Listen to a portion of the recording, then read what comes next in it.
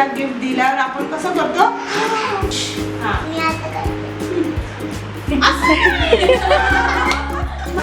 Thank you बोलतो.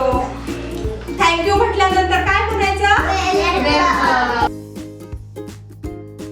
यावर्षी hope for the children foundation आणि डिलॉइट कंपनीतर्फे पोपोडी या भागामध्ये आपण स्कूल रेडीनेस हा प्रोजेक्ट चालू केलेला आहे आणि त्या दरम्यान आपण पोपोडी सेंटरमध्ये स्कूल रेडीनेस आणि चाइल्ड प्रोटेक्शन या विषयांवर आपण सर्व शिक्षिका आणि मदतनीस यांना ट्रेनिंग दिलं.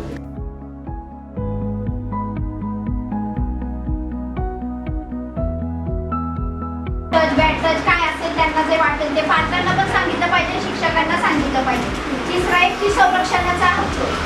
त्यानंतर चौथा आहे आरोग्य आणि लसीकरण. प्रत्येक मुलाचं आरोग्य लसीकरण हे झालं पाहिजे. आरोग्याचा जपण्याचा हक्क म्हणजे प्रत्येक मुलं जन्माला आलं.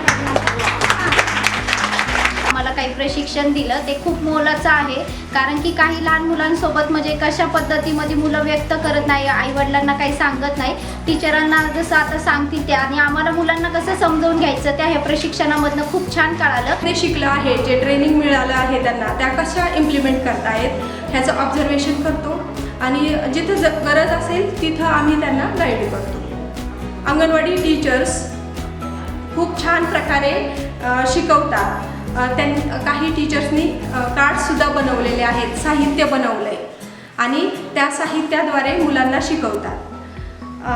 ही खूप चांगली गोष्ट आहे की त्यांनी त्यांच्यामध्ये खूप पॉझिटिव्ह चेंज केला आहे. मुलांना त्याचा खूप उपयोग होतो आहे. त्याच्यामध्ये गोल्डन वर्ड, चेहऱ्याचे हावभाव, परत प्रायव्हेट पार्ट याबद्दल खूप छान माहिती सांगितली आणि ती मी अंगणवाडीमध्ये रोज घेते. मुलांमध्ये खूप प्रगती आहे त्याबद्दल.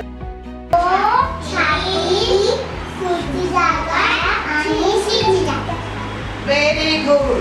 आणि आपण यांना कोणाकोणाला हात नाही लावायचा आणि पोलिसांना